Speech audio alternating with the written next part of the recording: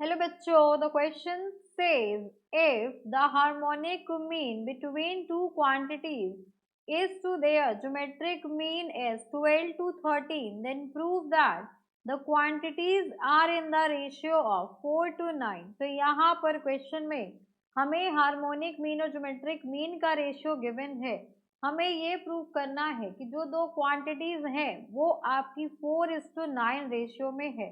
तो यहाँ पर इस क्वेश्चन को सॉल्व करने के लिए हम की कंसेप्ट यूज करेंगे, that is harmonic mean between two numbers a and b is given by hm is equals to 2ab upon a plus b and geometric mean will be under root ab। अब हमें इनका ratio given है, तो harmonic mean 2ab upon a plus b upon geometric mean that is root ab is equals to 12 upon 13। तो इसको हम लिख सकते हैं 2ab upon a plus b और ये हो गया आपके पास root ab is equals to 12/13। अब यहाँ पर इस रूट ए बी से ये कैंसल आउट होके यहाँ आ गया आपके पास रूट ए बी। तो अब इसको आप लिखेंगे twice of root a b upon a plus b is equals to 12/13। Now ये डिवाइड होके हो जाएगा आपके पास 6/13। अब यहाँ पर हम इसको कैसे लिख सकते हैं, ये हो गया आपके पास क्रॉस मल्टीप्लाई अगर करें तो यहाँ पर ये 13/6 लिख दें और ये हो गया आपके पास a upon root a b plus b upon root a b लिख सकते हैं। ये सारी टर्म्स इधर चली गई। अब यहाँ से 13/6 की वैल्यू आ जाएगी आपके पास 1, यहाँ पर आ गया आपके पास अंडर रूट ए अपॉन बी आ जाएगा plus under root B upon A. अब यहाँ पर लेट कर लेंगे, तो लेट कर लीजिए, let x is equal to under root A upon b. यहाँ से आपकी इक्वेशन ट्रांसफॉर्म हो जाएगी, ये हो गया आपके पास x because under root A upon b आपका x हो जाएगा। तो under root B upon a this will be equals to 1/x हो जाएगा इज इक्वल्स टू, यहाँ से वैल्यू कितनी आ जाएगी, तो यहाँ से वैल्यू गिवन है हमें 13/6 बिकॉज ये देखो आपको ये रेसिप्रोकल ही गिवन है इसका, तो यहाँ पर वैल्यू ये आ गई।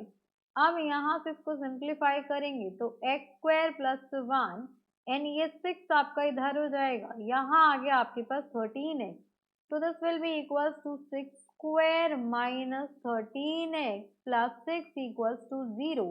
अब यहाँ पे 6 6 × 36, अब हमें फैक्टर्स बनाने हैं, तो ये हो जाएगा आपके पास 6 6 36 या फिर 3 2 6 एंड नेक्स्ट हो गया आपके पास 3 2 6, तो यहाँ पर 9 10 11 12 13, तो ये हो गया आपके पास 6x² माइनस यहाँ पर वैल्यू आ जाएगी आपके पास 9x एंड माइनस 4x, इनको ऐड करेंगे तो 13x आ जाएगा प्लस 6 इक्वल्स टू 0।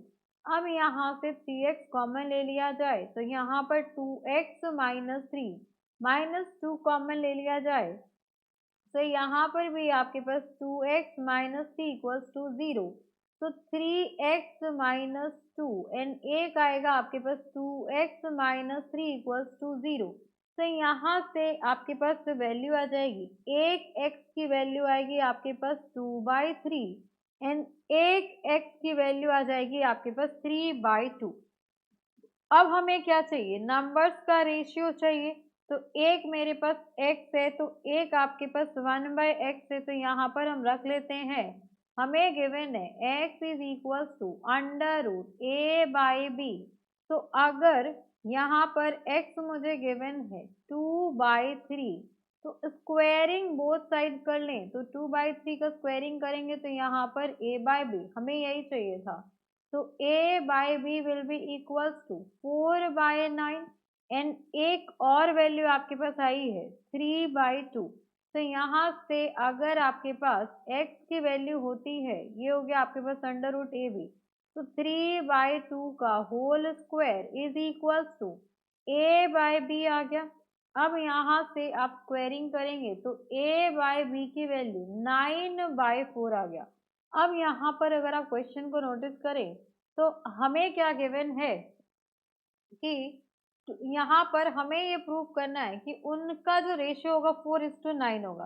तो यहाँ पर देखिए आपका 4:9 भी है, 9:4 भी है, तो यहाँ आपका रिक्वायर्ड आंसर होगा 4:9, बिकॉज इनिशियल यहाँ पर इनिशियल जो नंबर है वो आपका 4 होगा, स्मॉलर नंबर होगा, और बी आपका लार्जर नंबर होगा, बिकॉज सीरीज ऐसे इंक्रीज करेगी। तो ये भी पॉसिबल है, ये भी पॉसिबल है, but for this question this is our required answer. So hope you understood it very well. Thank you so much. Best of luck.